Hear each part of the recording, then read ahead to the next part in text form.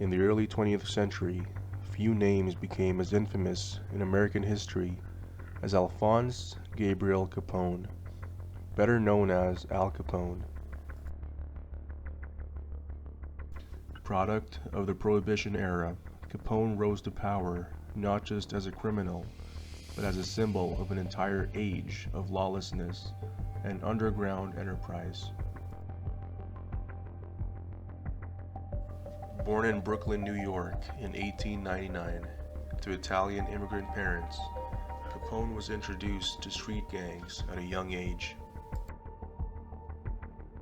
By his late teens, he was already connected to organized crime through the notorious Five Points Gang.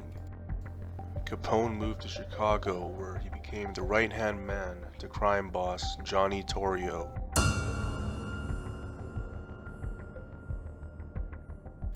When Torrio retired in 1925 after an assassination attempt, Capone took control, just 26 years old at the time. Prohibition, America's nationwide ban on alcohol, had just begun.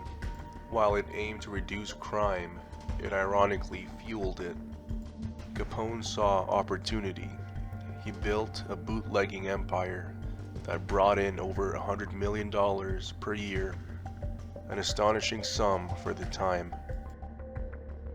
His criminal activities extended far beyond alcohol, gambling, prostitution, and racketeering.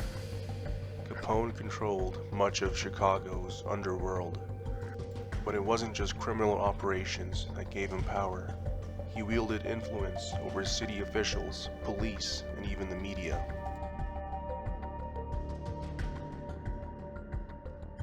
Despite his violent empire, Capone carefully cultivated a public image.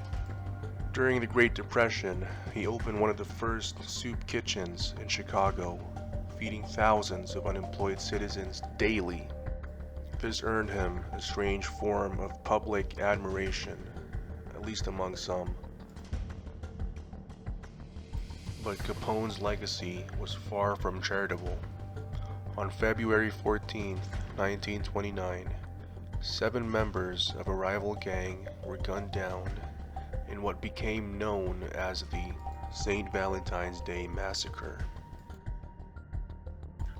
One of the most brutal and public displays of gang violence in U.S. history. Though Capone was never directly linked to the murders, most historians believe he was the one behind it all. Ironically, it wasn't murder or bootlegging that brought him down. It was tax evasion. In 1931, Capone was sentenced to 11 years in federal prison. He served time in several facilities, including the infamous Alcatraz. Prison life took a toll. Capone, already suffering from syphilis, saw his health rapidly deteriorate.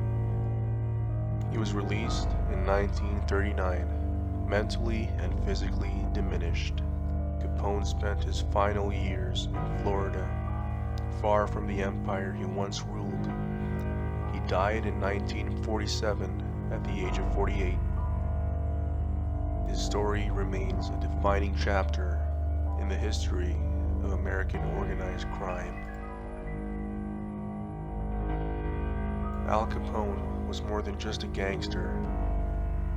He was a product of his time, an era where corruption, violence, and opportunity collided, and in that chaos, made his name unforgettable.